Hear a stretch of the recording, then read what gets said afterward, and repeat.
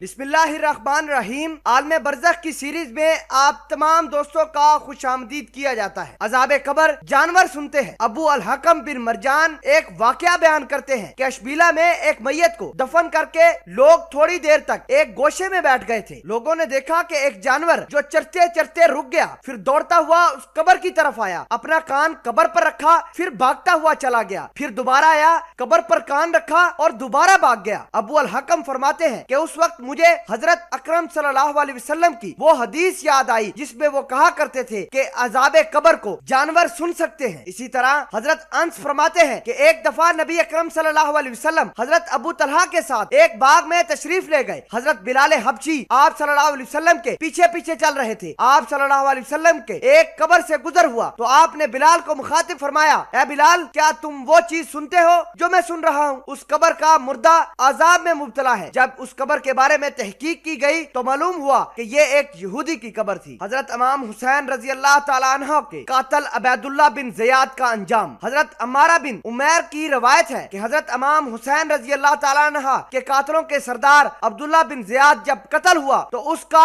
और उसके साथियों के सर एक मैदान में रखे गए। अचानक एक बहुत बड़ा सांप नमूदार हुआ। तमाम लोग खौफ की वजह से मुंतशिर हो गए। वो सांप तमाम सरों में घुस जाता और फिर बाहर निकलता, यहाँ तक के इब्ने ज़ियाद के दोनों नथनों में दाखिल होकर उसके मुंह से निकल आया, फिर मुंह की तरफ से दाखिल होकर अबैदुल्लाह बिन इब्ने ज़ियाद के नथनों से निकल आया। जालिम अबैदुल्लाह बिन ज़ियाद के साथियों के साथ भी यही बर्ताव वो सांप करता रहा। लोग कहते हैं कि फिर वो सांप गायब हो गया। मालूम नहीं पड़ा कि वो सांप कहां से आया था और कहां गायब हो गया। तकब्बर से चलने वालों की सजा। मरतब बिन खुशब कहते हैं कि मैं यूसुफ बिन उमर के पास बैठा हुआ था कि उनके पास ही एक शख्स बैठा हुआ जिसका चेहरा एक तरफ से लोहे की तख्ती की तरह था। यूसुफ ने उस शख्स से कहा, क्या शख्स अपना वाकया मरतब बिन खुशब को भी बताओ ताकि इसको इल्म हो सके। चनाचा वो शख्स जिसका चेहरा लोहे की तख्ती की मानत था कहने लगा कि मैं एक मुर्दे के लिए रात के वक्त कब्र खोदी। जब उसको दफन कर दिया गया और उसकी कब्र बराबर कर दी गई तो मैंने देखा कि ऊंट के बराबर दो सफेद परिंदे आते हैं, एक सराने की तरफ और दूसरा पांव की तरफ खड़ा हो जाता है। फिर दोनों ने कब्र खोदी और एक एक परिंदा करके